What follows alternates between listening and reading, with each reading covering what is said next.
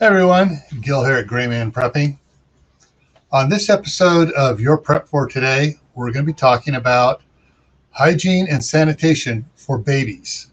But I don't have a baby. Well, don't go away on that because we still have it. It'd be interesting for you, all right? But before we get into that, I'd like to remind everybody, if you haven't subscribed yet to the channel, please go ahead and click this down on the site, the subscription button down there. And don't forget to ring the notification bell so you get notified every time I post a new video. Also, you can give me a thumbs up. That'll help me out with YouTube's analytics. And if you have any friends or acquaintances that might be interested in this topic, please go ahead and share it out on social media so they get it. All righty? So let's get on with this. I got my note card here, so I'm going to be reading off of it because I don't want to forget things that you may need to know.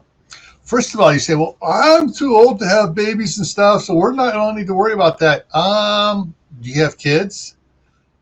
Do they have babies? Are they going to be having babies?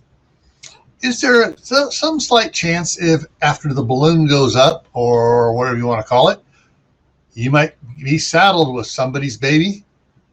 Well, points to know and take care of here.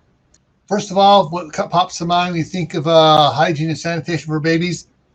Diapers. So diapers, you basically got two choices: disposable or cloth.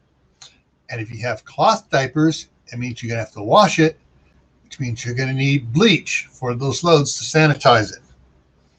Now, with diapers, you're also going to need diaper wipes, ointment, baby shampoo, teething medications, baby aspirin, and other medications for like coughs and allergies. They have them for babies and, infants as well. So you got to make sure you have all the supplies that a baby is going to need, just like you have the supplies for yourself. All right.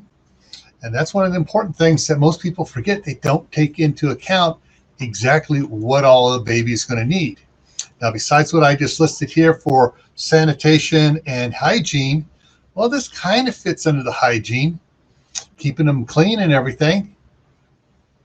Shoes, socks, pants, shirts.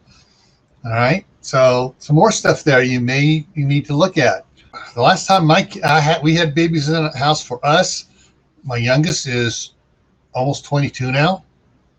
So, but we got the grandbabies, and we're slow from across the street here, and we're slowly, bringing stuff back into the new house here of things that they're going to need. So, even for us as grandparents, we still will have babies around, and there's no telling when our other boys are going to start, getting into a relationship and having grandbabies for us. So you never know when or what you're going to need. And as good grandparents, we kept a lot of the stuff once the kids outgrew. We gave some of it away and passed it on, but we kept some because we knew we were going to be having grandkids to deal with. So, as always, stay happy no matter what life throws at you.